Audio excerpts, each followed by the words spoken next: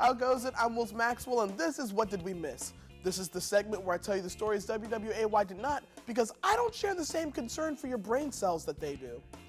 Headland, Alabama is holding their second annual Scarecrow on the Square. This is a contest where Alabamians have most of October to vote for their favorite scarecrow. Granted, these are all creative, but I think voters should only vote on one criteria.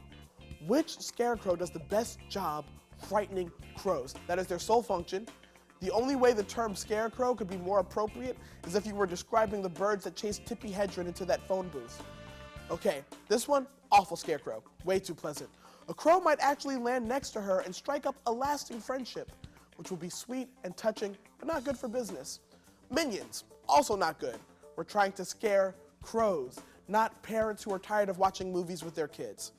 All right, this one is the best because it actually scares me. It looks like the one person in your neighborhood everyone has met except for you, and they keep telling you how great the new neighbor is, but you're not sure because you once saw their silhouette through their curtains holding something that looks like an axe. Okay, that one might just be relevant to me. Folks in Geneva, Switzerland were treated to a special sight with two giant puppets roaming the street. A team of 60 puppeteers dressed as Lilliputians operated the 26-foot grandmother as well as her 20-foot granddaughter. Only 20 feet? Someone hasn't hit their growth spurt yet. It's nice to see a team come together and find a way to make puppets less creepy. The puppets are highly articulated. The granddaughter at one point licks a lollipop, and the grandmother tells a story. You know the guy holding the book wasn't trusted to do anything else, right? He's like, come on, put me back on island duty. No, you always made her wink at the wrong time. Now hold this book and just turn the page whenever it feels right to you. Both shows end with the puppets going to sleep, which is important because no one wants to find out what happens when 3-story tall women get cranky. The Gilmore Car Museum in Hickory Corners, Michigan is now giving visitors a chance to drive a Ford Model T. Well, young people aren't getting into the old cars like a lot of people did.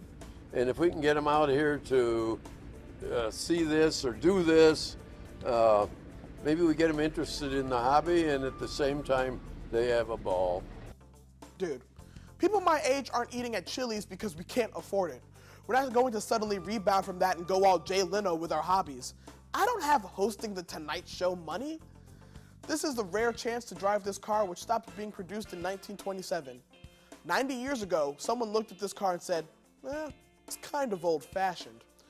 This is the only car you'd have to drive in the bike lane. I'm Will Maxwell, and that's what we missed.